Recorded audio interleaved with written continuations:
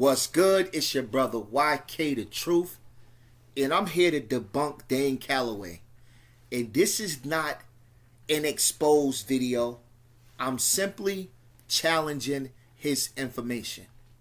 See, Dane Calloway believes that African Americans are not descendants of the Africans who were brought here through the transatlantic slave trade.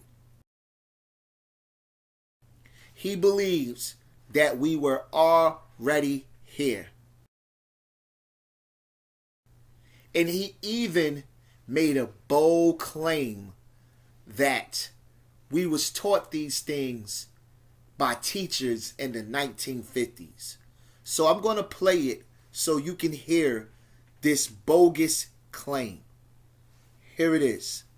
Starters, our eldest family members of so-called Black American households only did not inform their grand and or their great-grandchildren about being descendants of African slaves that were allegedly captured by small waves of anonymous palefaces who were pirates of sailboats and later cargo ships. This story sprung about around the 1950s by way of school teachers and college professors whose sole job was to indoctrinate the mindsets of the children who were sent to these federalized institutions in order to learn about their history from strangers.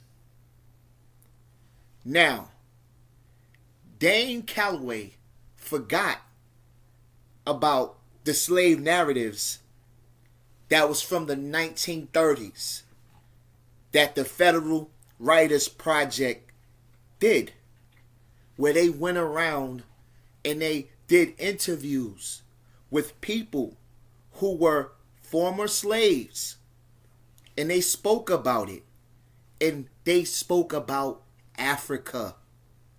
Okay? It wasn't the 1950s, Dane Calloway. The 1930s. All right. Now I'm going to read a few for you. Now this one was from Martha King. And Martha said, "My mother was Harriet Davis, and she was born in Virginia. I don't know who my father was. My grandmother was captured in Africa when she was a little girl. A big boat was down at the edge of a bay, and the people was all excited about it, and some of the bravest went up pretty close to look at it. The men on the boat told them to come on board, and they could have the pretty red handkerchiefs, red and blue beads, and big rings. A lot of them went on board, and the ship sailed away with them. My grandmother never saw any of her folks again." And that's Martha King, enslaved in Virginia and Alabama, interviewed in Oklahoma, 1937. Okay? So where does Dane Calloway get this 1950s, we just learning about this stuff? A lot of us already knew about this. Now let's check it. Here go another one. My grandmother was captured in Africa. Traders come there in a big boat, and they had all sorts of pretty gewgaws, red handkerchiefs, dress goods, beads, bells, and trinkets in bright colors. They would pull up on the shore and entice these colored folks onto the boat to see they pretty things. Before these darkies realized it, they would be cut out from shore. That's the way she was captured. 15 and 25 would pay them for the trip, as they all brought good prices. Della Fountain, enslaved in Louisiana, interviewed in Oklahoma, 1938. Okay? Here goes another one. Ma lived to be 103 years old. Pa died in 1905 and was 105 years old. I used to sit on Grandma's lap, and she told me about how they used to catch people in Africa. They herded them up like cattle and put them in stalls and brought them on the ships and sold them. She said they captured, they left bound till they come back, and sometimes they never went back to get them. They died. They had room in the stalls on a boat to sat down or lie down. They put several together, put the men themselves and the women themselves. When they sold Grandma and Grandpa at a fishing dock in Newport, Virginia, they had their feet bound down and their legs crossed up on a platform. They sold Grandma's daughter to somebody in Texas. She cried and begged to let them be together. They didn't pay no attention to her. She couldn't talk, but she made them know she didn't want to be parted. 6 years after slavery, they got together. And that's Luke Dixon, enslaved in Virginia, interviewed in Arkansas, 1937. So, Dane Calloway, what are you talking about? That this is something that was fabricated in school.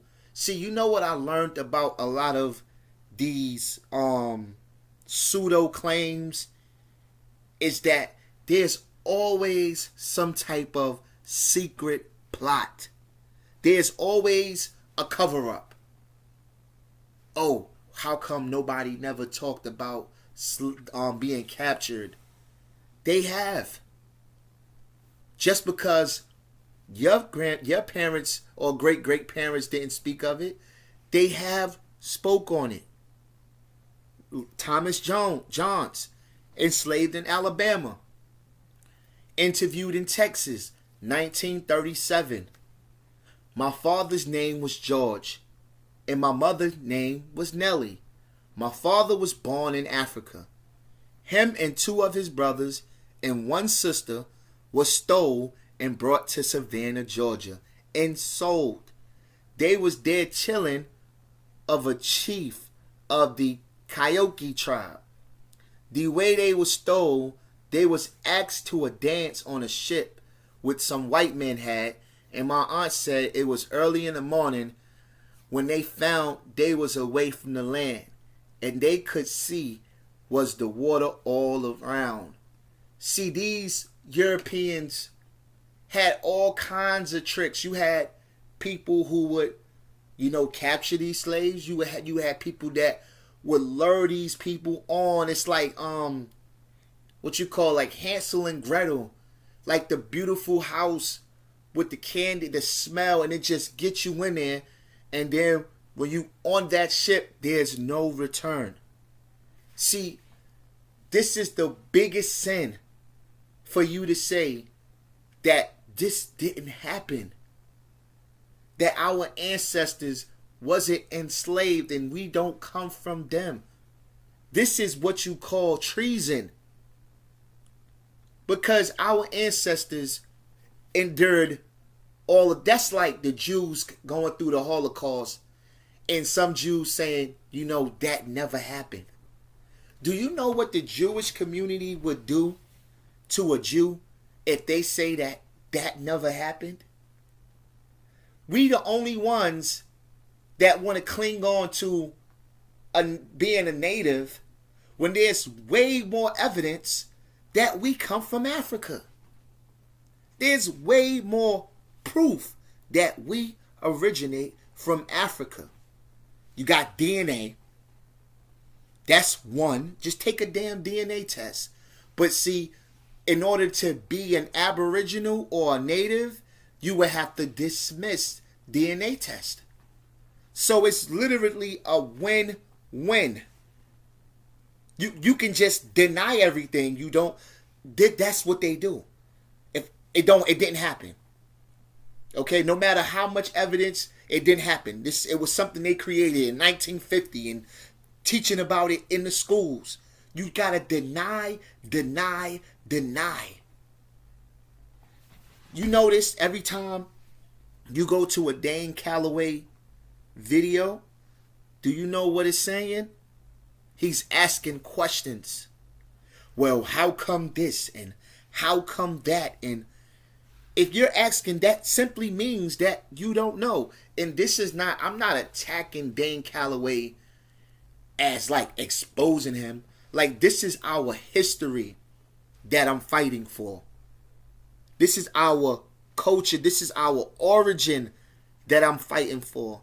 Because this man is making people believe that we are somebody that we are not. So this is why I'm making a video about this, about Dane Calloway. It's not to expose him. It's just to show you that what he's saying is not true. Okay? So let's get it. Now, it says right here, Richard Caruthers, enslaved in Tennessee and Texas, 1937. My grandma and grandpa come here in a steamboat.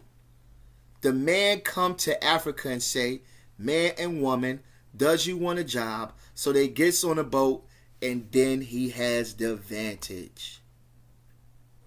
Okay? Adeline, I had always been told from the time I was a child that I was a Negro of African stock, that it was no disgrace to be a Negro, and had it not been for the white folks who brought us over here from Africa as slaves, we would never have been here and would have been much better off. You see? Do you see?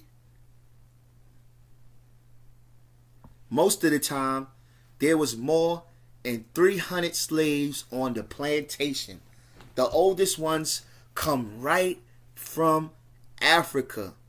My grandmother was one of them. A savage in Africa. A slave in America. Mammy told it to me. Over there, all the natives dressed naked and lived on fruits and nuts. Never seen many white men there. They was, now, for all of you aboriginals who love to say that the transatlantic slave trade was basically impossible to do, how did these Africans get here who were saying they were African?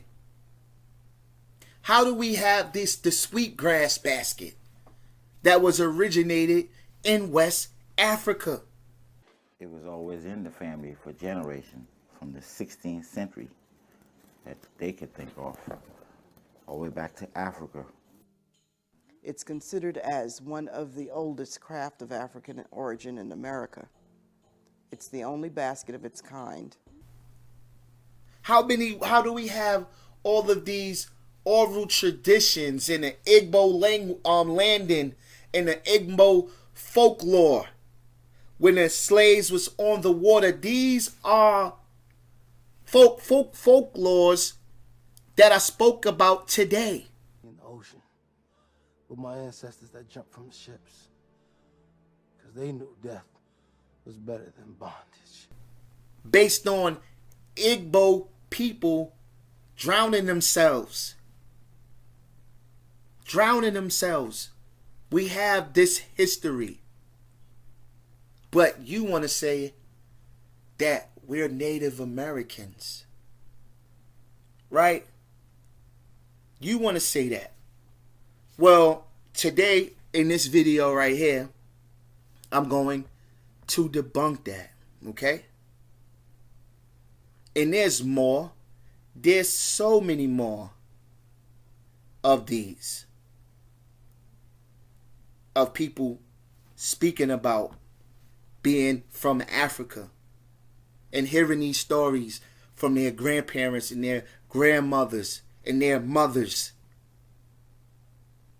So let's keep going. And I'm going to show you something else, right?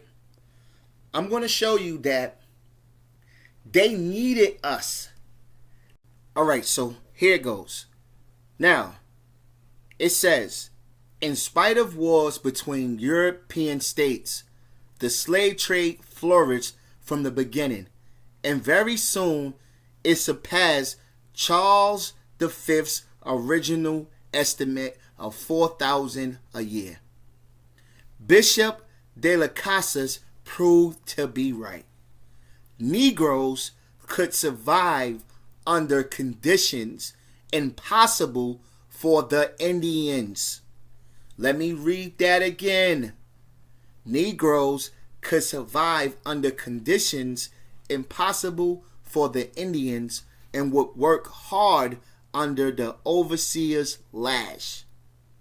Antonio de Herrera wrote in 1601, these Negroes prospered so much in the colony that it was the opinion that unless a Negro should happen to be hung, he would never die. For as yet none have been known to perish from infirmity. Herrera also noted that the work of one Negro was more than equal to that of 4 Indians. This is what Herrera wrote. Let me repeat that again. Herrera also noted that the work of one Negro was more than equal to that of 4 Indians. So, you still claiming to be native when our work, we could work harder than 4 Indians?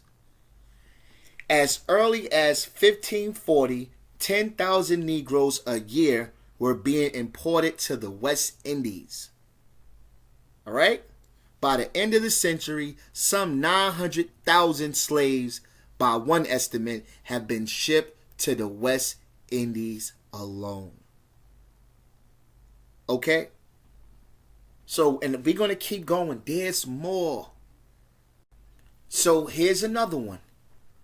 Others made the same plea to Charles V, though not always with the same humanitarian motives. The king was moved to pity, and there was also the highly practical consideration that the Indians were worthless as slaves, and the Negroes extremely useful. Let me repeat it. It says the king was moved to pity, and there was also the highly practical consideration that the Indians were worthless as slaves and the Negroes extremely useful.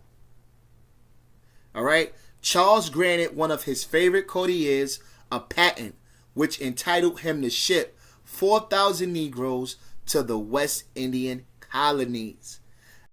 Here goes another one, and I'm going to leave the links in the description so you can do the research yourself. It said it soon became clear that acquiring and using black African slaves would be considerably easier than enslaving the Native Americans. First, the colonists did not have to go out and capture the blacks, who came to the colonies already subdued in chains. Also, to the black Africans, the American colonies were a strange, frightening new land, a wilderness filled with potential dangers. Even if they escaped their white masters, they would be at the mercy of the natives, who knew the woods and were armed with hatchet, lances, knives, and other weapons. It was unlikely, therefore, that black slaves would risk trying to escape the colonial farms on which they worked. Perhaps these were among the reasons that some colonists in Jamestown in Virginia brought 20 black slaves from a Dutch slave trader in 1619. So let's keep going. There was even a law that was created that forbade the importation of Indian slaves because they weren't built like that. See, it says, fear certain disastrous effects upon the colony from their presence. Accordingly, August 23rd, 1712, an act was passed the preamble of which set forth 4 reasons for its enactment. The Indian slaves imported from the South were malicious, surly, and revengeful. The industry of the colony was unlike that of the West Indies, with savage enemies at hand. It was dangerous to have bondsmen of a kindred race. The influx of the slaves discouraged the importation of Christian servants. Accordingly, it was forbidden to import any Indian, male or female, by land or sea from any part or place whatever. You see? So they needed our ancestors. They needed them to build America. And this is why I was telling my daughter the other day that don't never ever let anybody look at you or look down on you any way. Any type of foreigner, any type of European, don't never let nobody look down on you because of the color of their skin. When at the end of the day, if it wasn't for your ancestors, they wouldn't have the opportunity to even be in America. All right? Without your ancestors who built America. Without those Africans, those West Africans who were brought over here. And this is my DNA, my African DNA. And I shared it, but I'm going to share it again, you know. And it says, it is with great pleasure that I report our Patriot Clan analysis successfully identified your paternal genetic ancestry. By analyzing your Y chromosome DNA, we have determined that you share paternal genetic ancestry with the Igbo people in Nigeria today. Below is a copy of your Y chromosome polymorphism used in the analysis. You have inherited this segment of DNA through your father, and it has been passed on consistently from father and son over the last 500 to 2,000 years. And it says, our scientists compared your Y chromosome polymorphism to those from people around the world and found 100% match to the samples from the Igbo people in Nigeria today. 100% match. Your sequence similarity score of 100% reflects our level of confidence in the accuracy of your match. Moreover, everyone in your family that descends from your paternal grandfather and his brothers share your Igbo ancestry. Enclosed, you will find a certificate. I shared that all with y'all already. But so yeah, I trace my ancestry back to the Igbo people in Nigeria. You know, those Africans who jumped off the ship because death was better than bondage. And next month, I will be going down to the Igbo landing. And I'm doing a 2-state trip with my family. And it will all be recorded. We're going to a lot of historical sites, you know, because our history needs to be cherished. And anybody that come and tell you you're not an African, they need their head examined. It's too many narratives. It's too much DNA test. It's too much proof. Too much that shows we originate from Africa. You know? And so it's your brother YK the Truth. And I'm out. Peace.